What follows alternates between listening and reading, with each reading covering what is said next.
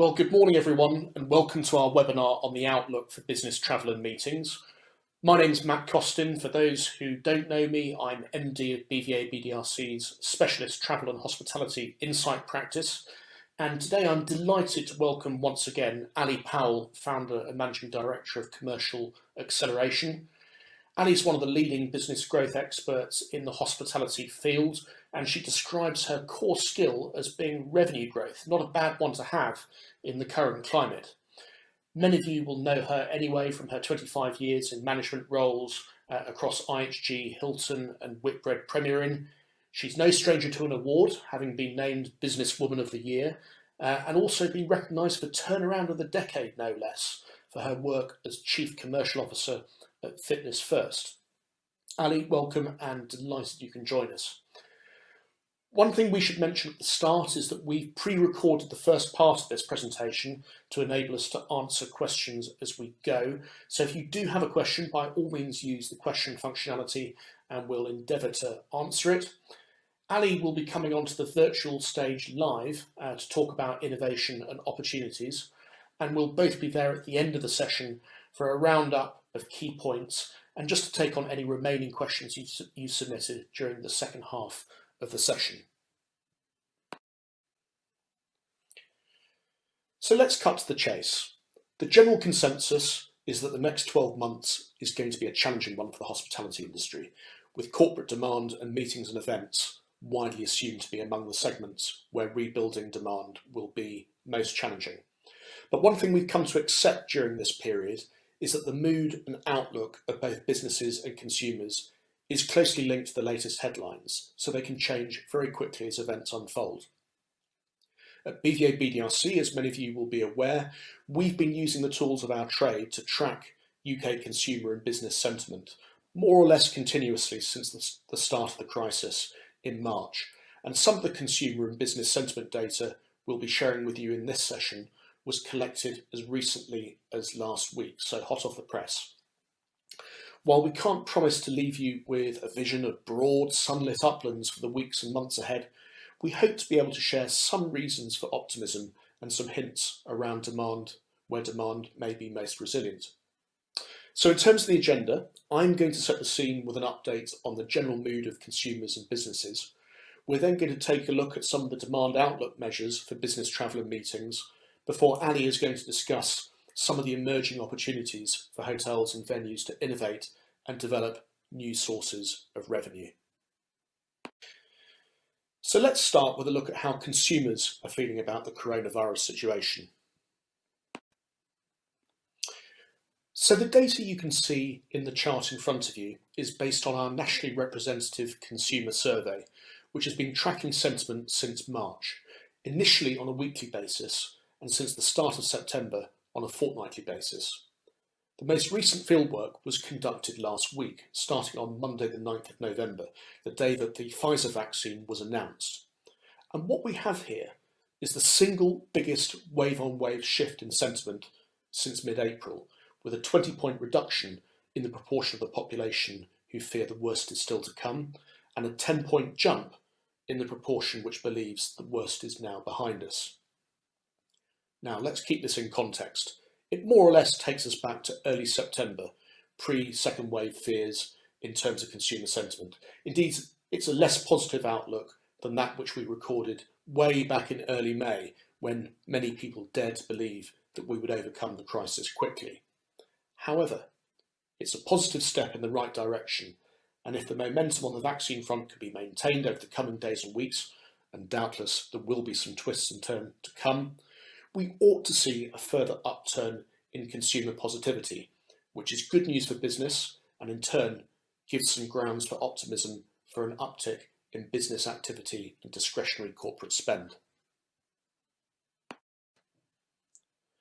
For many consumers, this has seemed to be a never-ending crisis, in which, far from the end getting closer, as the weeks and months have passed, it has appeared ever further away. Indeed, at the start of the crisis, on average, people thought that it would all be over by now. But the vaccine news has raised hopes of a quicker return to normality than many had become resigned to since those early days. UK consumers are now fairly evenly divided on whether something close to normality is attainable in the first half of 2021, or whether it'll be the second half of the year, or later still for almost 1 in 4, but averaging out at some point in Q3. Now, clearly there will be twists and turns to come. So much depends on the speed of the vaccine rollout, and from a business point of view, in particular, how long it takes to reach those who would ordinarily be most active in the economy, not necessarily those who, for the best of reasons, are at the top of the priority order for inoculation. That's the consumer view, but has it filtered through to businesses? Well, there's a caveat here in that our latest survey of UK businesses effectively straddled the vaccine announcement, with roughly half of the fieldwork taking place before and the other half taking place afterwards. So perhaps partly due to the slightly earlier timing of our data collection and partly due to a more innate sense of balance and a desire to see what happens next, business leaders appear quite a bit more guarded than consumers. Slightly more than half of the senior decision makers we interviewed across a representative sample of UK businesses still fear the worst is yet to come. So while many people are very pleased and relieved about the recovery in the stock market last week, it appears that a longer run of positive news will probably be needed before we see a step change in business sentiment. Nevertheless, the data has at least moved in the right direction, with the first decline since mid-August in the proportion of businesses fearing the worst is still to come, and a second consecutive increase, albeit a small one, in the proportion who believe that the worst is now behind us. While it's not our wish to delve unnecessarily into politics, the big elephant in the room when it comes to how businesses are feeling about the weeks and months ahead is a lack of confidence in the UK government's management of the crisis. Back in April, approximately 6 in 10 UK business decision makers expressed confidence in the government's handling of the crisis. But since then, a lot of that confidence has drained away, with more or less a complete reversal of the original position. Coinciding with a rapidly changing position on the job retention scheme, confidence hit its lowest point yet in October, with an only modest recovery this month, despite the announcement around an extended furlough period. Anecdotally, this appears to have been seen very much as a mixed blessing, with the good news around the opportunity to manage costs for a longer period, balanced by concern that it will slow down recovery in B2B sectors. Despite the extension of furlough, more than a quarter of business leaders are not confident that their company will be able to survive the crisis, a fact which is sadly starkly reflected in the spiralling numbers of those who find themselves out of work. Delving deeper into the numbers, it's clear that there are differences across sectors by company size and maturity, with the largest companies and those with greatest longevity, as well as those in sectors which are at least partly underwritten by public money, the most confident in their survival prospects. So having provided the sentiment context, let's now take a closer look at the outlook for corporate demand. One of the measures of the buoyancy of the meetings market that we've used a lot over the years is actually a supply side measure, namely quoted day delegate rates. Now, what you can see in front of you is based on data BVA BDRC has collected through its venue verdict sales inquiry performance module through mystery inquiry assessments, testing sales competencies, whether through electronic channels or over the phone. Now, the most recent data point comes with an obvious health warning. Due to many venues closing their doors in recent weeks and us placing a smaller volume of inquiries than normal, it's not quite a like-for-like measure. Nevertheless, indicatively, average quoted day delegate rates have dropped by 15% since Q1 on a national level, but with a much steeper 32% decline in evidence in London, where the absence of office workers has clearly had the most dramatic impact on inquiries. A point that my colleague James Bland has made is that even prior to this crisis, factoring in inflation, we had barely recovered from the discounting which happened during the 2008 financial crisis, but this is on another level. It seems that for many venues, it's a case of some revenue is better than none, but sales teams need to think hard before pressing the discount button. While the volume of inquiries may be lower than normal, those which do come through are likely to be happening for good reason. More than ever, there's a need to sell venue benefits effectively, including strengths around COVID safety, and make sure that we've got the right measurement systems in place to track sales inquiry handling quality. Returning to business survey data, what can we say about the incidence of companies whose staff are currently travelling for meetings, and the incidence of those who say that they're hiring external venues for small meetings relative to the pre-COVID period? Now, I should mention, before I go any further, this data was collected 4 weeks ago in our October wave, and it'll be another month before we see a like-for-like update post-second lockdown. And to be clear as well, this is not a volume measure, but rather it's a measure of the incidence of any participation in each of these corporate activity areas. Nevertheless, putting those caveats aside, the figures clearly are stark.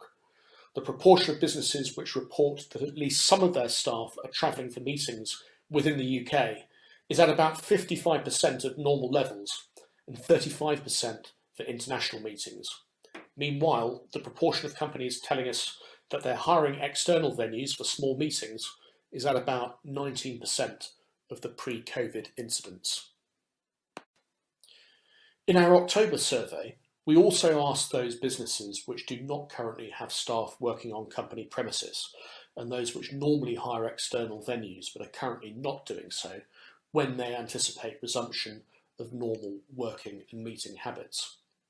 And I think what this chart really reinforces is an existing strong assumption, which is that among those whose professional working and meeting habits have been disrupted by the pandemic, a return to working on company premises is likely to happen earlier than re-engagement with external meeting venues.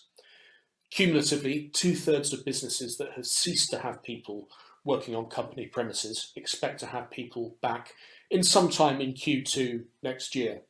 But it's actually not until Q4 that we reach the same cumulative re-engagement with external venues. So 2/3 of all companies, all those that have dropped out, coming back in.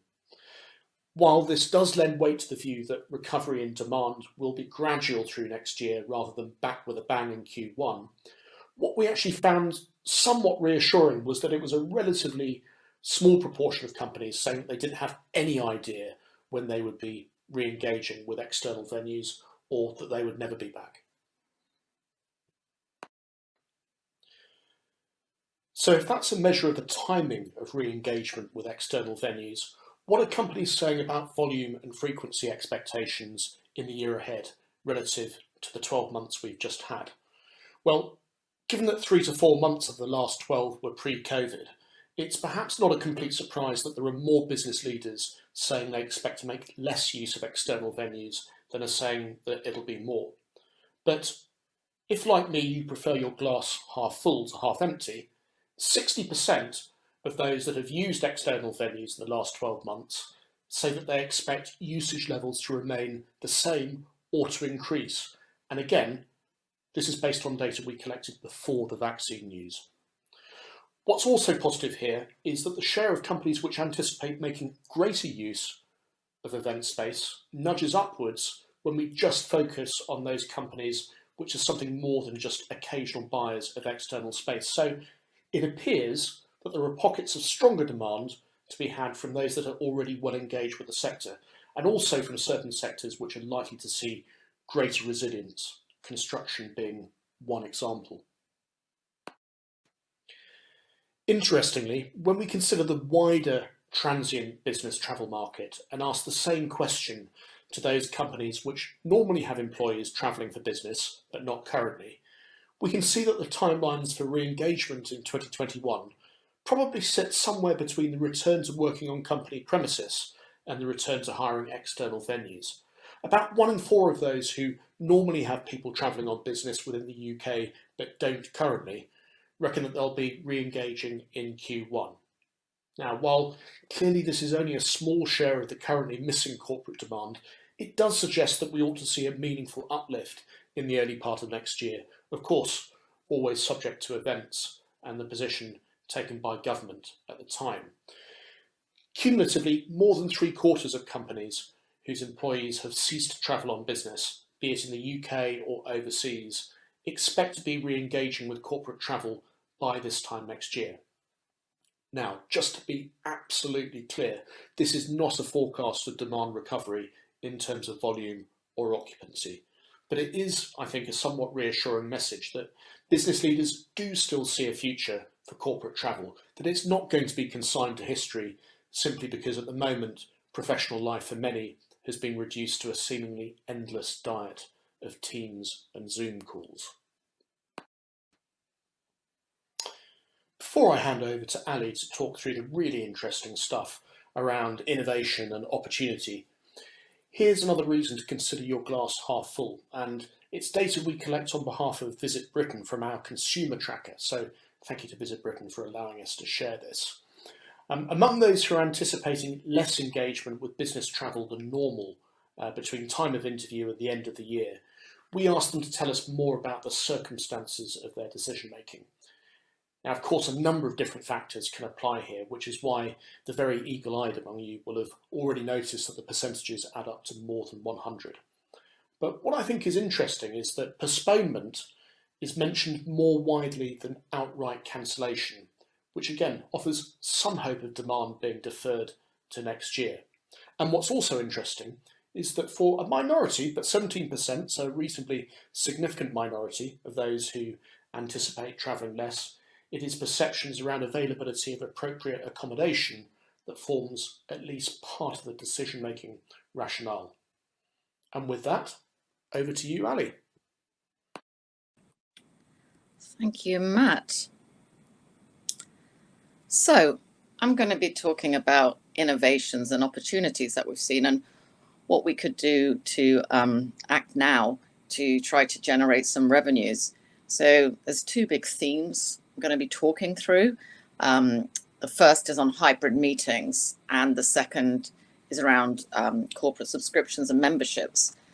And I've also pulled in examples of some of the best in class that I've seen from around to highlight this. And also, please, as we're going through in the questions section, would be lovely to hear from you about any other great things that you have seen. I'm always on the lookout. Okay, so without further ado, let's talk about hybrid meetings firstly. So this isn't something that's just come up new. Hybrid meetings have been around for a while. However, the COVID-19 situation has accelerated the velocity that we've been rolling out hybrid meetings. Hybrid meetings, sure many of you have been involved with them. It's where that you have some people attending at a specific location and then others joining in by a conference call or webinar virtually. So we asked our research, shown in the next slide here, what percentage of people have used that, and you can see here it's over half. It's at 55%, and most of these will use it again, and you've got 21% coming up. And I think what's helpful is also we had the research providing verbatims of people bringing their thoughts to life, and be good now to hear from this gentleman here who's a frequent venue user, his thoughts and tips on hybrid meetings. I think they are a really good opportunity for business. An excellent balance between the ability for some people to come together in a room and some people to join remotely. There is a caveat though, and that is what I find, and I actually cover this in one of my training events on conference calls, great conference calls, is that when you operate the hybrid mode, it's absolutely critical that you look after those people that are on the end of the telephone or video or whatever combination you have. So often you get people, they start to focus in on what they're doing in the room and they forget that there are people out there listening. What I also recommend is you allocate one person to look after those people that are in the virtual environment.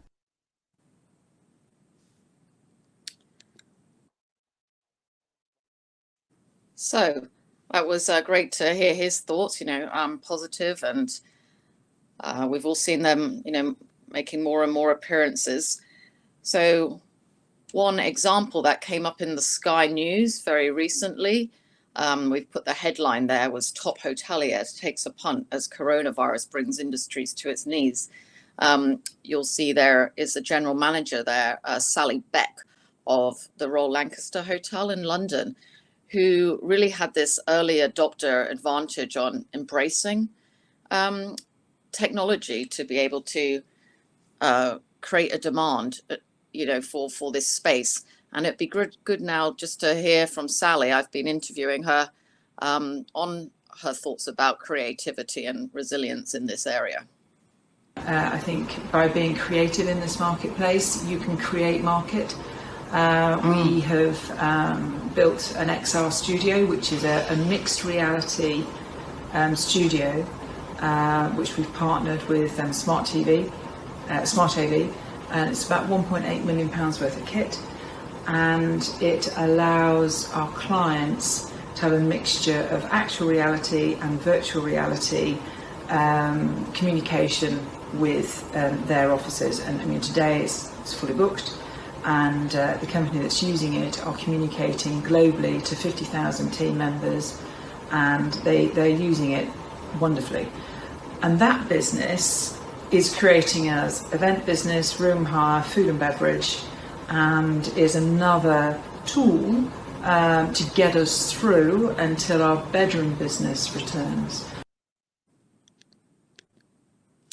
So what does it look like inside? And you can see here, this is, they've got a promotional video as well if you go on the Royal Lancaster website, but this is inside the the studio, which you can see they would sell it as an immersive 360-degree experience. It reminds you of something like the BBC News would have, or the live football screening. So it's very high tech, and just fantastic then that it's provided this lifeblood revenue source to be able to offer this to so many people. So let's have a look at others who are out there. I mean, if you Google hybrid meetings, you'll see various come up.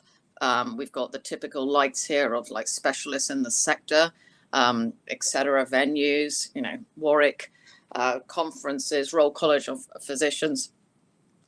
You'll see in terms of a marketing and sales point of view that they make it very forefront of their offering when you enter their website, and make it a very easy user experience to book and see what the offering is. And there's more and more coming up all the time. This is just taking a sample, whether that's Cvent or Absolute, 6C, Connects, Splash. There's more coming up, more alternatives all the time, which is pushing us to know that this what was a trend. It's just becoming part now of a way of doing it as an alternative. We all know that face-to-face is the ultimate with our human connection, but these other platforms are coming up. So how do you introduce that? Or I think a point that I always talk about is strategic partnerships. So thinking out about, well, who are other providers in this space, and what is the collaboration opportunity there?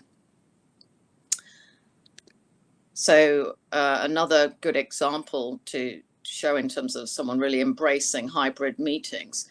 Some of you will have known the provider, I don't know if I'm going to pronounce this right, Convin or Covin. They are more present in America with 20 venues. It's definitely worth a look, because they are trying to offer here a very easy and excellent way of offering virtual and hybrid meetings, as well as co-working spaces. So they've come into the competitive space here of hotels and remote offices, WeWorks, all this, because they are coming to London and drawing on their global experience. And then another early adopter, you know, I always like getting out and about, trying to talk to people who have embraced this, was up in Yorkshire. You've got the Cedar Court hotels, and the group director of sales and marketing, Stuart. I wanted to see him, but you know, for reasons you'll all understand, I wasn't able to. So we did this from here in sort of similar room that I'm sitting in now, with him using his studio space technology. And let's hear from him how it's just opened up a whole new world of demand that he didn't even know was going to be around, with, you know, digital weddings and football teams coming to him. So we've created across the Cedar Court estate, with partnership with the good people from Amplitude, we've created this new concept called Studio Spaces Yorkshire. And as you can see, I'm sat in a studio facility which has been blacked out, or whited out behind me actually. And we can live stream, we can edit, we can do a full presentation. We can send you the bite-sized presentation bits afterwards. So really, we've done this great new concept in response to the obvious issues that everyone's faced at the moment, and it's just gone nuts in about 2 weeks. I'll give you an example. We've got a corporate client that obviously can't really get all of his staff together at the moment, or 350, so he's going to do a presentation to them live. He's going to send it out to them, and then he's going to send bite-sized videos afterwards, and they're going to make it experiential. We've got sports clubs looking to come and use it for fan engagement. We were talking with the lovely Kira from Wedding Dates yesterday. We're looking at doing digital weddings with them. Yes, so you know, he's really enjoying the success they're having, and now starting to push his marketing out. And I think it's worth taking note at this point about the overall customer journey experience, so that plays out in all of this. You still got those coming to venues for, you know, those subset of attendees that are, you know, wanting to meet and able to meet at the location. And it's then about thinking, how do you optimize that customer experience? So, you know, for instance, we're going to touch on this later, but obviously the technology and everything needs to be on top game. But what about other things, other than motivations and trigger points for people coming, such as great quality coffee, or the light lunch options, the healthy options, you know, as well as the social interaction element, which people are looking forward to. It's those other parts of the customer journey that can differentiate your hotel or venue and draw people to want to choose you over a competitor. So the second theme is corporate subscriptions and memberships. So what we mean by this is, I want to start here with a story just to set the scene. I like telling stories to demonstrate a point, and then we will get into here. You'll see naturally about what do we mean by membership opportunity here. So recently my friend got kicked out of a hotel, and just want to tell you about this because you know, just quite strange, and I think a bit crazy from a commercial suicide perspective. So what happened was she wanted to go and meet other clients in a nice, beautiful atmosphere like hotels can offer, lovely spacious, lovely coffee and teas, and I'd phoned the hotel beforehand to say, can I, you know, come and use your space? I'd like to meet some clients there, and you know, you're using my laptops. I mean, you could argue, even does she need to do that? But anyway, she did do that in this opportunity. So then it turned up, and within a short time, they were asked to leave because they had got out their laptop, because their meeting topic needed to be able to share screens. And there was also something said just in terms of a terrible sort of customer service experience, customer service words. But, you know, that is a different point that I'm making.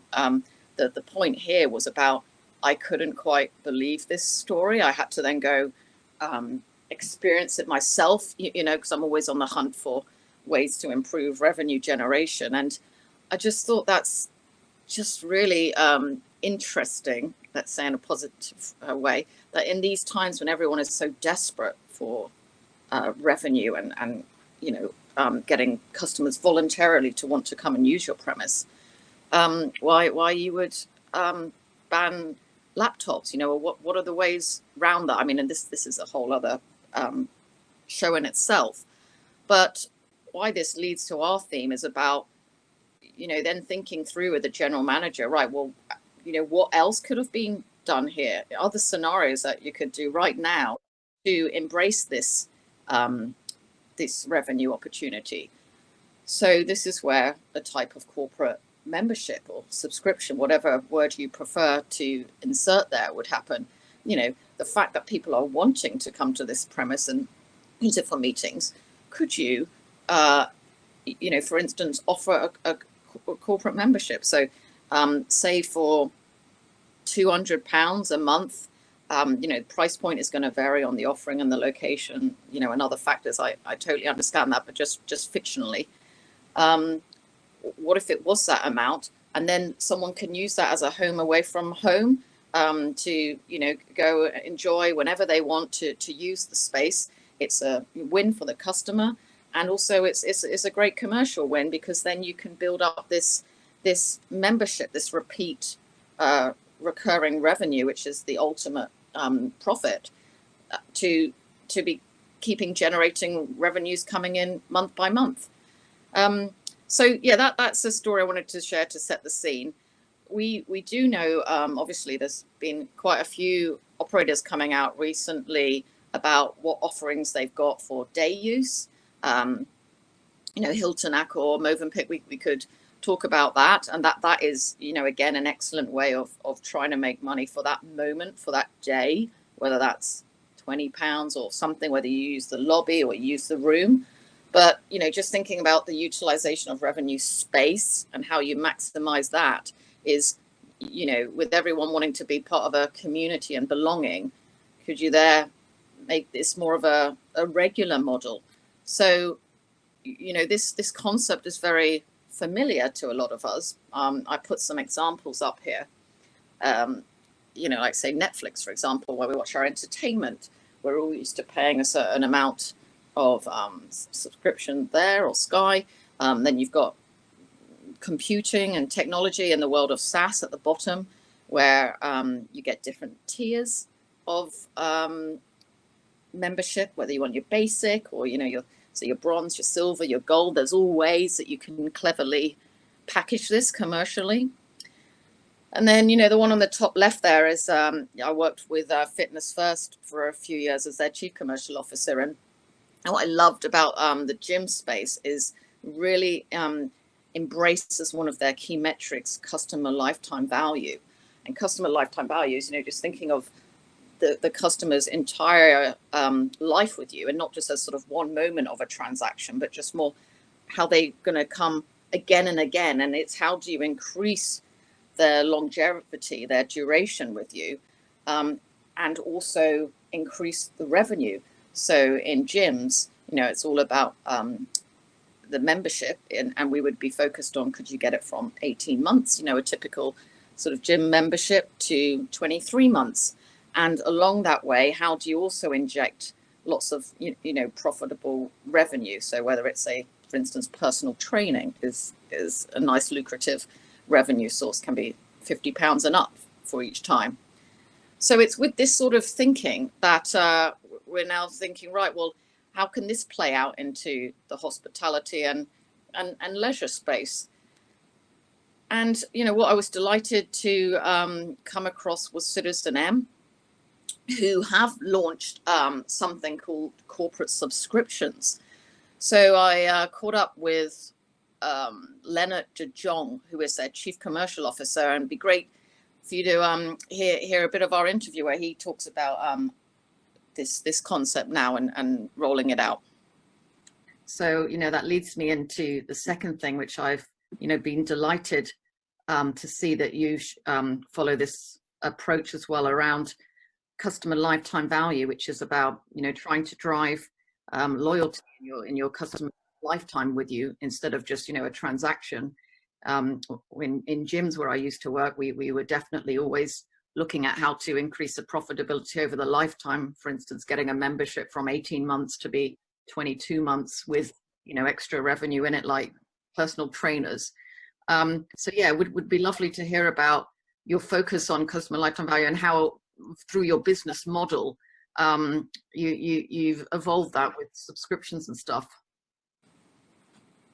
Yeah, I think the subscriptions is really the outcome of our journey, and it's a very logical next step for us.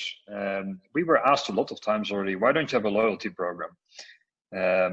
And our loyalty program is our experience to some extent. The choice of locations, the type of service we offer, the human-centric approach by the people on the front line. That's what is making people come back if you are part of this target audience called mobile citizens.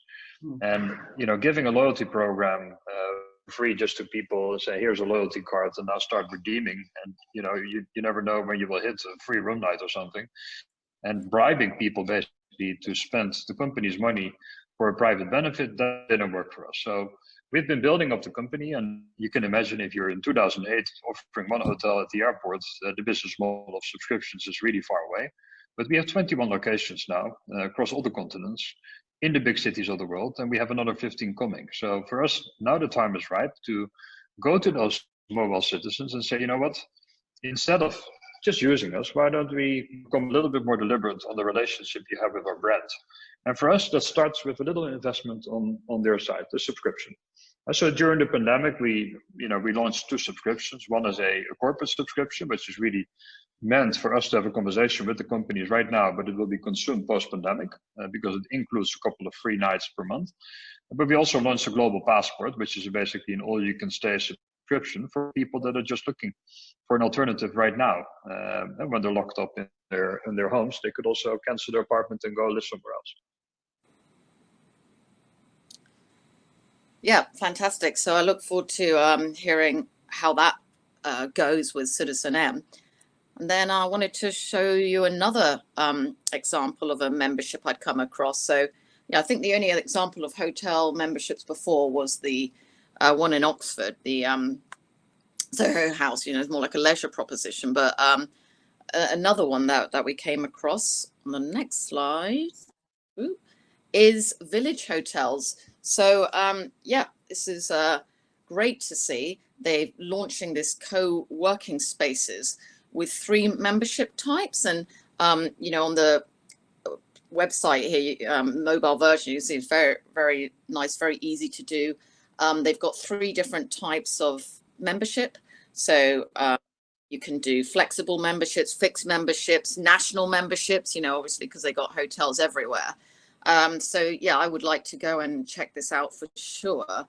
They were very responsive to me, which is just another massive thing I'm always looking out for, is sales optimization in terms of when you make that inquiry. So I wrote to them about, can I visit their Basingstoke one, is the nearest to me here.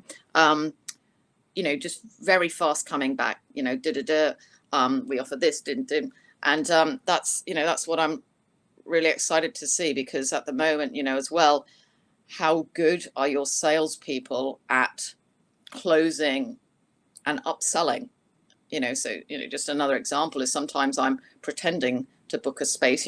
At the moment, you can have meetings. So the other day I was trying to book one, whatever, in Reading, and again, you're just sometimes experiencing like more of an order taker. Like, right, you want a room for an hour for 3 people? Okay, right, stop.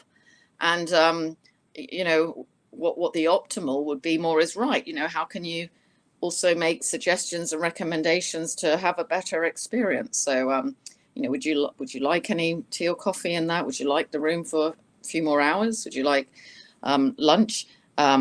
Here, let me show you some images or video of the rooms to help your decision process, etc., etc. And then closing the business these days is just not this time or the consumer behavior to go back forth with different variations. They might just go to a competitor by then. So I was talking to the commercial director of the Hilton Paddington the other day, and I was just really impressed listening to his way of closing deals when you can on the phone by just getting those great sales questions out there. Is there anything preventing you from booking day? Brilliant question.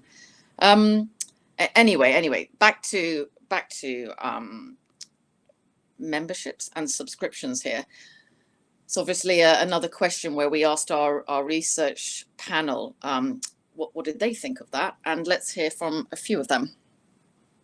It sounds absolutely perfect. Yeah, I think it could be very appealing. I think convenience, I think price, that will be a big factor for many. I think that maybe we could see environments where employers offer, you know, the benefit to some of the remote workers to go, and maybe they pick, I don't know, 10 days per year they're allowed to choose a local hotel and claim it back as an expense. I think it's a really good idea. It offers people a chance to have a change of scene, escape from the home environment. So, I mean, I'm in my sort of home office, as it were, here, sort of glorified shed. But it's, you know, yeah, I'd enjoy getting out to a different environment from time to time, especially when perhaps I need to completely clear my mind, have something kind of refreshing in terms of my environment. My passion for great coffee. One of the problems I find in many venues that I've delivered my training work is that the standard of coffee has something to be desired. But when it's good, wow, I love it. One of the best examples I have had is the WeWork locations. The coffee they use there is stunning. It's the best coffee I have ever had in a venue. Yeah, that's quite funny about the just the importance of the coffee. I love how sort of charismatic that guy gets. I used to work in a WeWorks actually for a year, and as you know that, because it's also quite a funky tech space for startups, they have free beer on draft, which is sort of a draw to people, and they also allow dogs. But yeah, I just remember one time going to a meeting room, an important pitch or something, and there was dog poo. Like, oh God! So in future we checked all our meeting rooms before we went in. But anyway, I digress. So yeah, a very appealing feedback there coming about embracing this concept of people, you know, definitely seeing a lovely benefit of choosing somewhere that they can go, you know, repetitively. And we've got some actual stats to show this. So the next slide here, the summary headline. So the summary headline about, do you find this an appealing concept, this idea of, you know, obviously we need to play with the name to make it more sexy from a marketing point of view, but the hotel subscription model, a new way of remote working, had 65% of people finding it, you know, appealing, very appealing, or somewhat appealing. So that, you know, that's proof of concept there. That's 2/3 wanting it.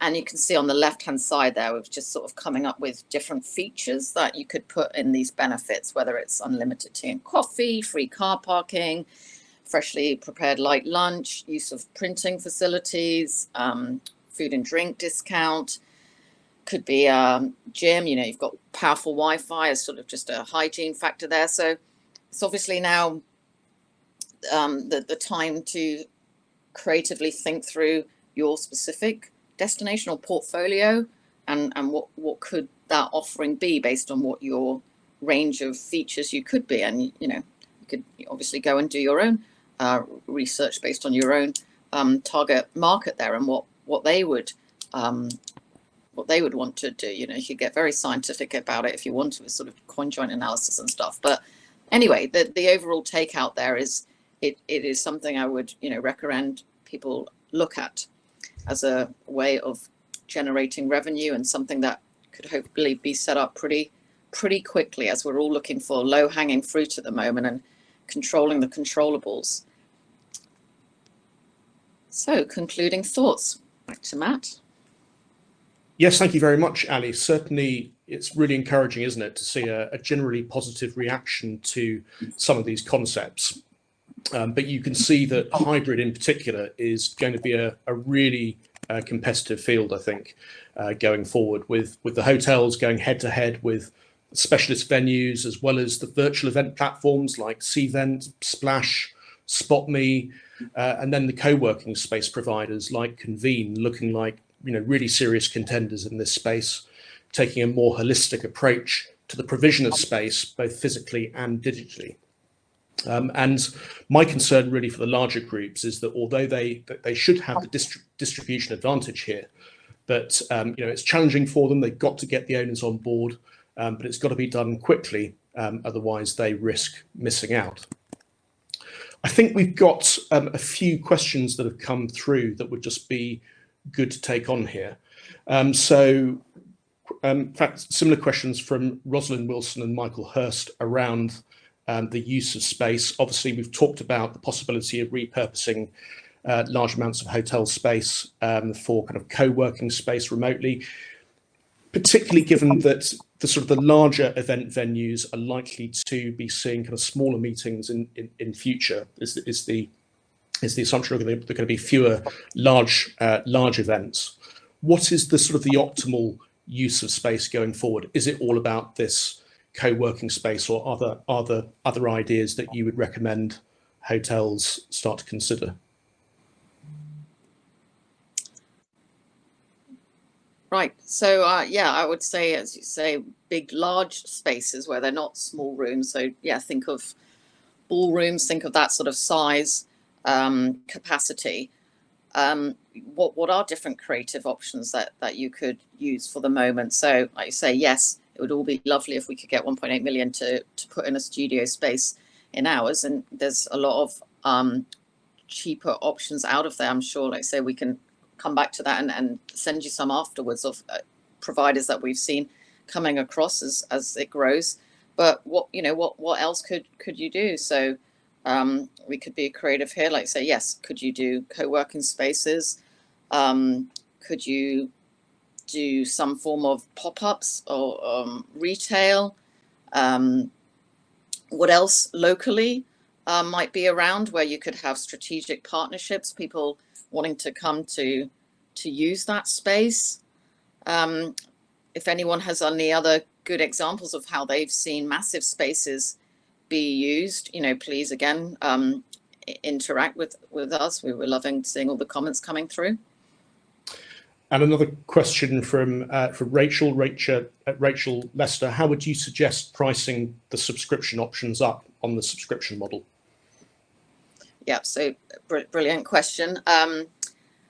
So I'll try and keep my answers succinct here. I love pricing. So I think there are different offerings that you could put together. So you could have a monthly offer. So when we did our research, just with those benefits that we featured, we got the average price people would spend per day would be about £17. So if you just maybe just wrap that up to say, well, maybe if we used it between 10 times a month, just say, let's get the price point of £200. So I would think through, what is your monthly price? Because that's like a gym membership, where then it's just going to roll, and £200 a month, if you think, times 12 and times having perhaps 30 people using that, already up to 1.5 million. So monthly subscriptions, annual, if you could lock that in, that would be brilliant. I mean, I'm a member of some leisure club and it is on an annual thing, and that's fine because I again feel like the price is slightly reduced to have that 12 months benefit for them.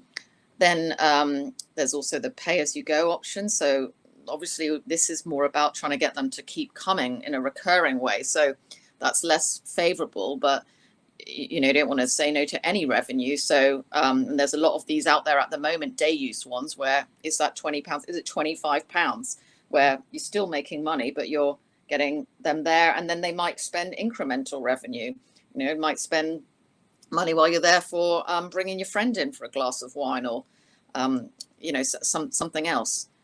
So yeah, I would think daily, weekly, monthly, annually, and also different tierings. I mean, obviously you want to keep pricing simple, but you saw that SAS example where you can have bronze, silver, gold packages. You could have silver packages that also include, just making this up, access to a VIP area, maybe like a a sort of more exclusive, quiet part where it's just for them, or happy hour drinks? It's just what is most relevant to your brand and your values that you could tier up. And a question from Adam McClellan, which I'll take on. Adam asks, will the hybrid meetings equipment be needed after the pandemic? And my view is absolutely yes, Adam. I think that this is very much here to stay. I think that this is a real opportunity for the industry really to well and truly move into the 21st century and ultimately connect new audiences to events. So I would absolutely say that this is not just a sort of a passing fad.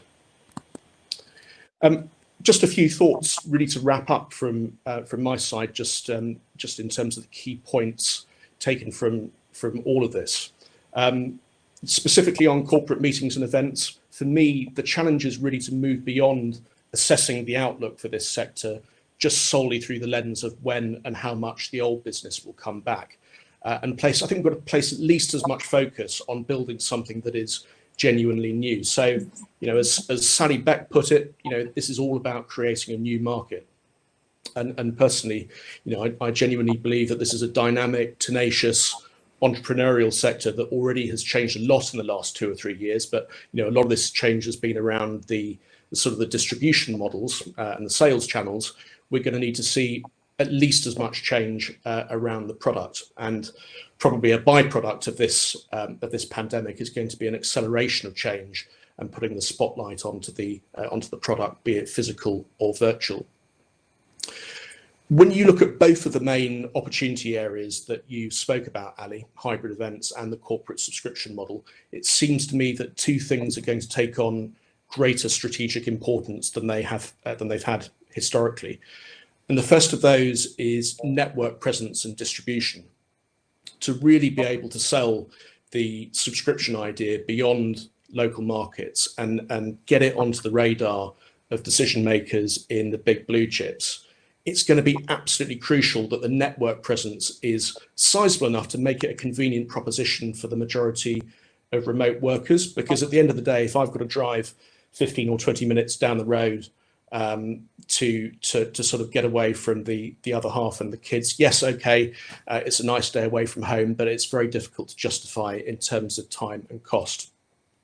And equally, I think in terms of realizing the potential of hybrid events, it gets much more exciting when you consider the possibility of bringing together employees and customers and participants from a much larger number of different locations. But again, this requires a much stronger network presence than many venue groups have got. Some just have a focus on London, some have a focus on provincial.